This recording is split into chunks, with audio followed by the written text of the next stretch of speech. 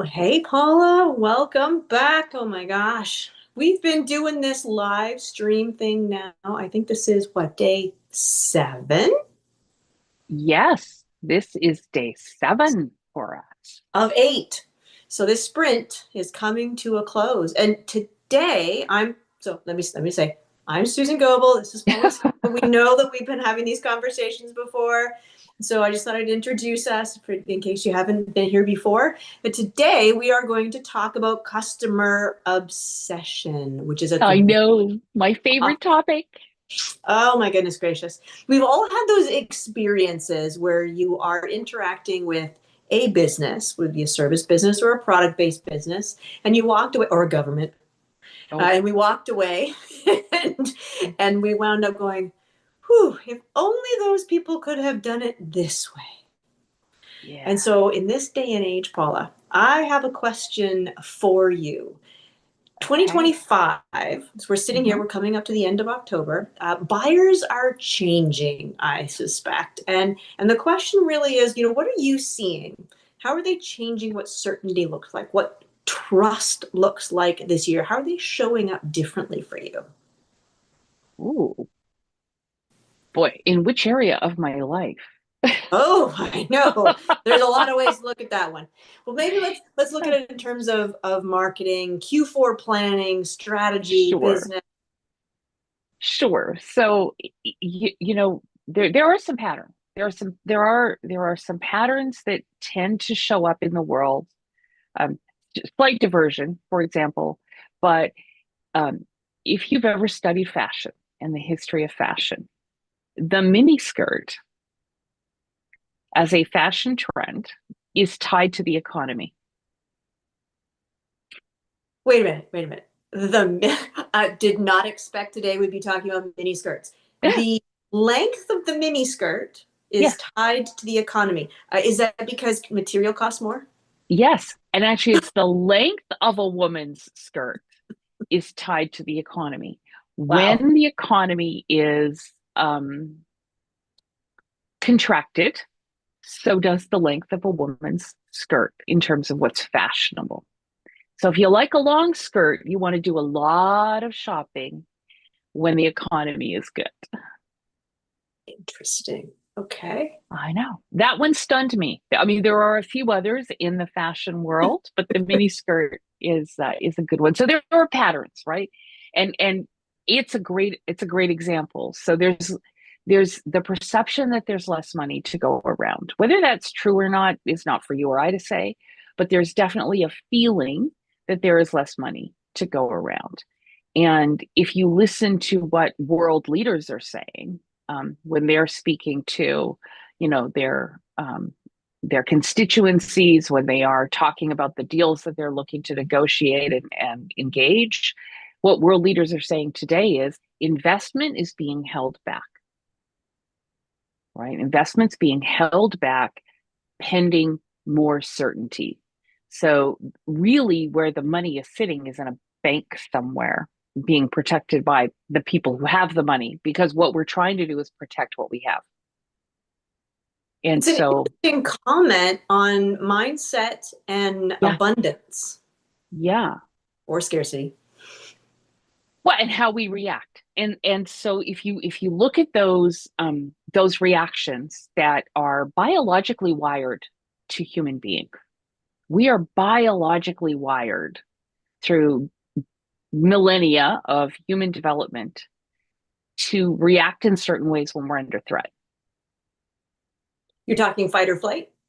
I'm talking fight or flight. So we have three biases that kick in when we're in stress, right? We're one afraid of losing what we already have. If you have an angry bear coming at you in the middle of the forest, you're afraid of losing your life. If the economy. Now, I can never remember what's a bear market and what's a bull market, but I'm going to Bull presume the market bear goes up. market's, yeah, thank you. So if you got a bear market coming at you, you're afraid of losing your financial life. And when we're in a fear of loss, our instinctive reaction is to protect. So we protect what we have. The second thing is that whenever we're under stress, we have two biases that really just slit our throats every time. The first one is action bias, and the second one is groupthink. Now, these are not the We can define psychological terms those. for them. Yeah, Sure. maybe we can define those a little bit. Have you ever heard a coach say to you, you know, you're feeling trapped, you're feeling stuck. I want you to get up and do something. Just do something. Okay. Organize your office. Make a few phone calls, right? Action bias is when we feel like we're out of control. And so we have to do something because doing anything feels better than sitting in the lack of control, sitting in the uncertainty. And so this is when you see, and it's not the biases themselves, but the way they play with each other, right? So they're playing with each other, having a field day in our psyche. They're having a party like little toddlers with their trucks. And if you're not aware that they're at play, then you can't kick in your own critical thinking skills to say, hold on a minute, kids. Mom's here, right? Our adult needs to get into the room and say, hold on a minute, kids. Mom's here. There's no ghost under the bed, right? It's not a ghost, it's your toy. It's not that scary. And so what happens with action bias is action bias plays with our fear of loss, and we have to do something. And this is what happens. This is what kicks in when you see there's a news story in the morning. We just announced a new tariff. No details yet about this tariff, but a new tariff has been announced, and the stock market goes, is because, oh my God, I've got to sell now, because if I don't sell now, I'm going to lose money on my stocks. What do the smart people do?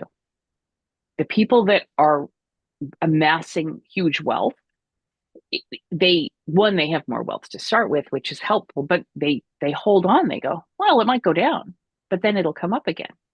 So I'm going to sit here and I'm going to watch what happens. And when it tanks, I'm going to buy. And then when it goes back up, I'm going to sell it back to the person I bought it from at a profit. And that's how you make money on the stock market, right? So it's that taking that gut action. I have to do something to protect what I have. I'm going to sell off my stock. I'm going to put the money in the bank. I'm going to have $1 million in the bank. And then next thing you know, you're buying half that stock back because that's all you can afford with your $1 million, right? So now your stock is worth less. You've got it invested, and somebody else just made $1 million profit off your panic sale. They have $2 million. You still got $1 million, but that $1 million is worth half what it was. Kind of complicated, but so that's kind of what happens with action bias. So you see that happening with businesses, and they're pulling back on their marketing spend.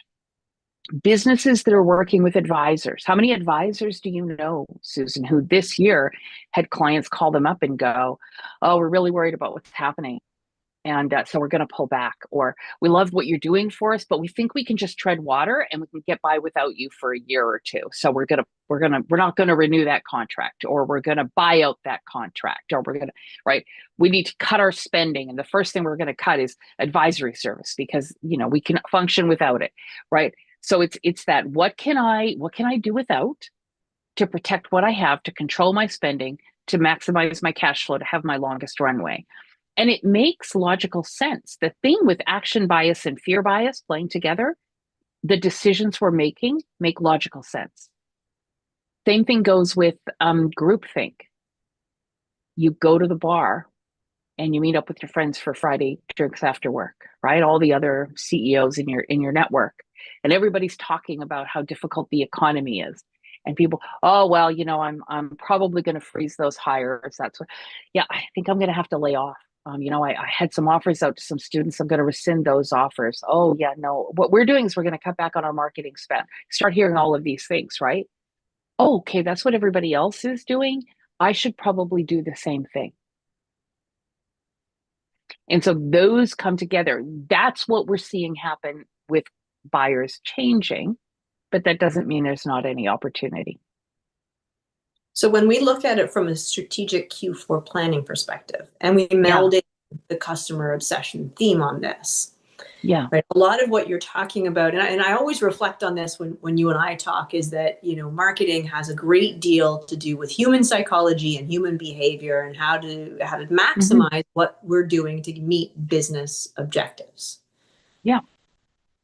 So if I'm an owner, a Yeah. leader in an organization, and I'm heading into my Q4 planning, how do I talk about people showing up differently before a sale, being ready for a sale? How do I connect and communicate differently with them? And that hasn't asked the question. I'm totally just Yeah. dumping all my questions on you at No, the no, moment it's a great, look, it's a about great AI and question. automation. I think what we do when we head into our Q4 planning, right, is we all know these things. Nothing I just said is a shock to any, but it shouldn't be a shock. If it's a shock to you, call me. We should talk. But it's not a shock, right?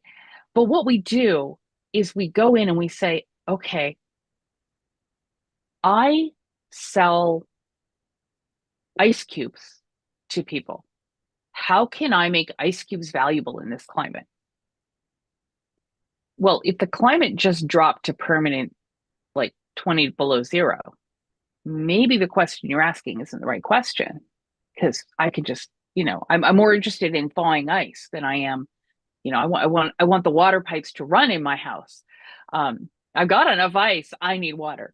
So the question really that we should be asking isn't how do I show up differently? The question, or how are customers showing up differently? It's what's going on in my customer's world right now, and how has that changed? What's happening in their world and how has that changed? And then how can I help them solve the problems that those changes are creating? So it's a series of questions. And I think coming into our Q4 planning, look, this year has been crazy. Nobody was ready for it. Well, I have actually met a few people that were ready for it, and I'm very impressed with them. But the other 99.9% of us, no, not ready. So nobody was prepared for just how nuts this year was going to be, just how unhinged it was going to be. But now we've had a year of going through the trauma, adjusting to the shock. We've got our sea legs, let's call it. We've got our sea legs. We're used to the ground shifting beneath our feet on a constant basis. So now look at it and we go, okay, how are my customers reacting? Why are they reacting that way? What are the problems we're facing? Sales trainers they're rocking it right now. Like all of a sudden, we've realized that selling is not shooting fish in a barrel. Selling is not going to the abundant stream as the salmon are running and dipping your net in and pulling out 8 salmon, right? Selling has become now a thing. If you watch marketing blogs and the marketing conversation between the marketing experts, everybody's come up with this brilliant idea that brand matters. And if people have to know who you are. It's true. It's always been true. But we live in a world where everybody's foundations so their trust is a little bit gone. AI is coming into the picture. We don't even know if what we're seeing is real anymore. So you think about, used to sit down when we were kids, sit down and watch the news with your parents on at 6 o'clock, mostly because you had to, or they wouldn't let you watch the show you wanted at 7. But the news was on, and there was great trust in the news because there were journalistic ethics. There were all of these protections in place. Those don't exist on social media. And now we sit down to watch the news. We're probably on YouTube and we're getting clips. And this news station says that news station can't be trusted. And so we don't even believe in journalistic ethics anymore. And the person doing a podcast suddenly becomes our source of information, but we've never met that individual. We have no idea what their beliefs are. We have no idea what their ethics are, their morale. We know nothing about them except the face that they present to us. And they aren't under any obligation to be truthful. And this is new. So we don't trust what we're getting. And so, it's no shock that, wow, human prospecting is now important. Brand is now important. But deeper than that, the way we show up and serve our customers is now more important than ever before. And we have to understand how those customers are showing up. And so that could be things like, um, I have always expected that my clients, I'm not saying this is true, I've always expected that my clients will pay my speaking fee up front to hold the date. So if you're hiring me to speak at a keynote and it's a $15,000 keynote, we book the date, you send me $15,000, and that's your guarantee that I'll show up. Maybe today what you need to do is change that so that the client is only paying $5,000 to secure the date, and the remaining 10K is actually due on the day of the event, because now the client is collecting money from their buyer in a different way, and that upfront fee might be putting strain. And so it doesn't necessarily mean you change what you do, but maybe you change how you sell it, you change how you package it. It might be that more people need short-term focused help rather than an annual advisory. We're talking about advisory contract. It could be that the market has moved, geographically has moved. Maybe I used to do a lot of business in the United States, but with the tariffs, it's really hard for me to compete. However, Canada has 51 free trade relationships. We have 15 free trade agreements that cover 51 countries, and that is growing every day. Maybe we need to be looking at a different market. Well, if we're looking at a different market, they probably have different social protocols, different cultural protocols, different color meanings, right? Different hand signals mean different things in different countries. You get yourself in a lot of trouble, right? So you've got to now think about, how do we communicate? How do we position it? Does the way that we deliver this service need to be adjusted for the cultural norms in another country? The UK is very so the US is known for making quick decisions and being very, it's money, it's going to make sense, we're going to do it, we're not move quickly, right? That is sort of what we all believe the US is known for. You take that and you start selling into Europe,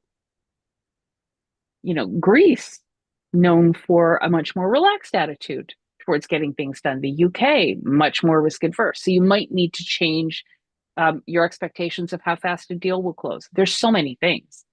There isn't one answer. I think the biggest thing, there is not one answer.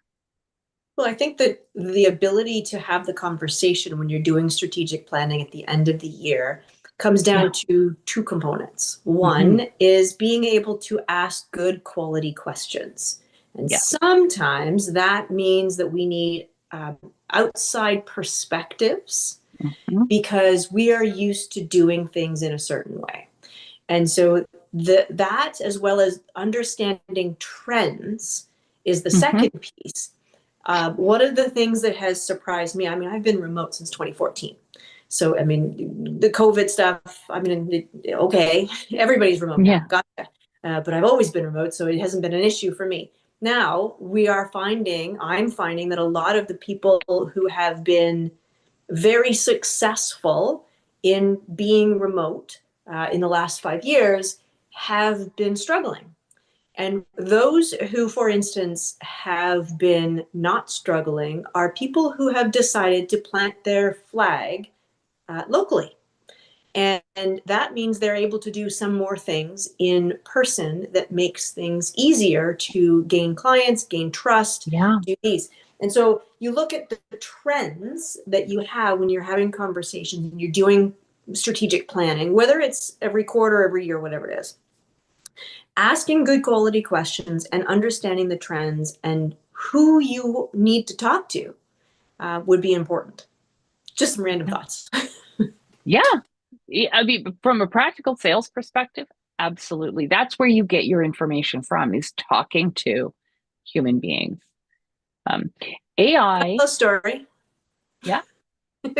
So I love that you just said that, because I in August was doing some strategic planning, and I sent out to my top 10% of my clients an email, and I asked them 3 questions. I was looking for these feedback components. I was trying very hard to elicit response. So one of the things that I always find interesting is that I work very hard to get my open rates up. so that people aren't thinking, hey, you're spam or anything else. So, okay, so I get my open rate up. That email went out, and 98% of the people who received it opened it. Yeah. Awesome. 87% of them actually took the time to go to the form. Now ask me how many people filled out the form. Correct, because I know you know this story. It's really hard in some cases to get the feedback that you need in order to make the good quality decisions. Now, if I picked up the phone to every one of those, logistically not possible, but if I picked up the phone to every one of them and said, hey, can I just, bend your ear for 5 minutes? They probably would have given me answers. Yeah. Again, how you do things differently in 2025 might include some of those pieces, but go ahead. I was going to say, you actually just nailed it. You actually just nailed it. Okay, you can't have a personal conversation with 5,000 people on your mailing list. But what you can do is identify the 25 or 30 people on your mailing list who are most representative of your ICP. In terms of their, oh, yes, your ideal customer profile. So your ideal customer in terms of what they look like, looks like a mouse, smells like a mouse, must be a mouse. And you can reach out to those people and say, hey, I'd love to just chat about what's going on in your world and how all this create. Have that conversation. The other thing that is really important is to have that conversation without putting on your sales hat. Mm-hmm. So you're not probing for pain in the Sandler way or the Bant way, where it's like, what can I use as a hook to sell you? You're really saying, hey, how are you approaching this? What are you doing to deal with this uncertainty? How's that working for you? And empathize. Oh, it's got to be rough. Man, that sounds rough. How are you handling it? What's that doing for your bottom line? What's that doing for your margins? What's that doing for your projections? What's that doing for your employee engagement? How's that showing up in your business? How long can you go on like this? The questions you'd ask a friend you care about if they told you their business was struggling because of the economic uncertainty are the same questions you need to ask your clients. You've got to be obsessed with understanding and empathizing their experience, because that's when you realize the problems that you can help them solve. Mm-hmm. Right? And those problems aren't always problems you're going to bill for. Sometimes they are. Sometimes they're not. Sometimes it's something you actually know that you can share with somebody, and they then can go and solve a problem, and that unlocks the opportunity to maybe work with you down the road, potentially, right? But it's that customer obsession of, I just want to know everything about what you're going through so that I can understand how to best help you achieve what you need to achieve, which might not be the same thing as you needed to achieve at this point in 2024. Well, and I think sometimes people give you, well, there's two things. One is that they give you the vanity metric, or they gloss over because, hey, sometimes business isn't rosy, or sometimes we just don't want to share. And whatever the reason is, we just kind of give the standard, how you doing today? Fine. Great. Mm-hmm. Moving on. Right. I've got other things to deal with. And so how you follow up with those pieces to build the trust is potentially, in this world of AI and automation, very different, because sometimes we don't know what we don't know. I had a text. So I've been back and forth with a colleague of mine on text every once in a while. And it was very personal. It was, hey, are you in the room? Hey, I needed this, whatever it was. And then all of a sudden I get this message that was clearly an automation. And so I sent back the traditional thing that people do, right? The all caps stop, because I'm like, I'm happy to use you, for you to have my number to call me and do whatever you need to do, but I don't want to be part of a marketing message on text. If you want to do marketing messages, use my email. And it was so funny because somebody reached out from this person's team and said, this is not an automation, and it's not. I was like, so, I mean, the fact that it happened right away was interesting. The fact that I sent back a message and said, really, are you sure that this is not a marketing message? But then they never responded. And if it had been the person, they would have responded. I mean, let's face it. Yeah. So how you connect and communicate in this world of AI Yeah. and automation and the change in research and comparison and the belief that a lot of people have that it is just automation. I'm just going to assume that it's Yeah. automation rather than I'm going to assume it's a human being on the other end of that piece.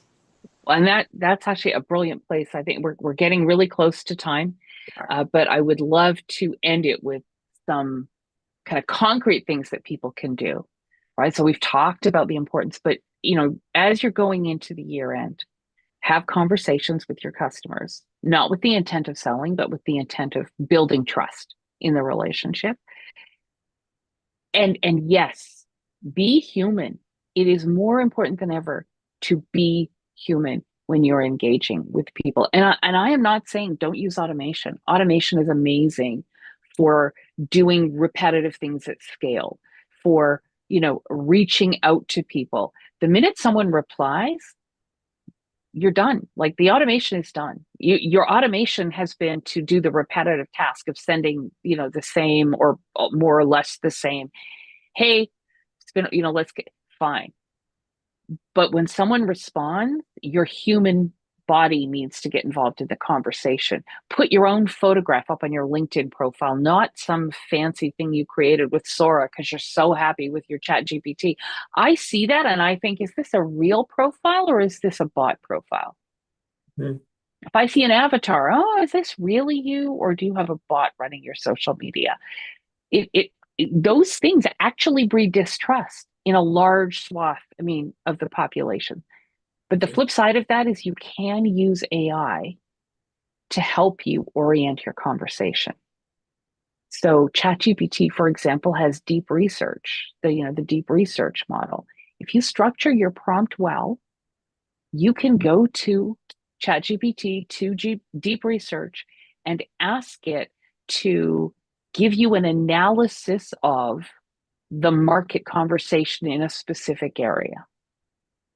And it will come back and it will give you an analysis of that market conversation in that area.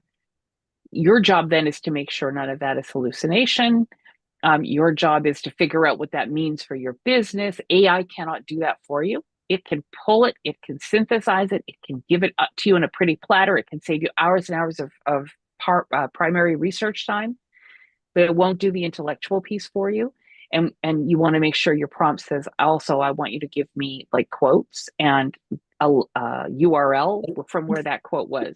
Right. Yeah. Make it easy for me to fact check you, by the way, ChatGPT.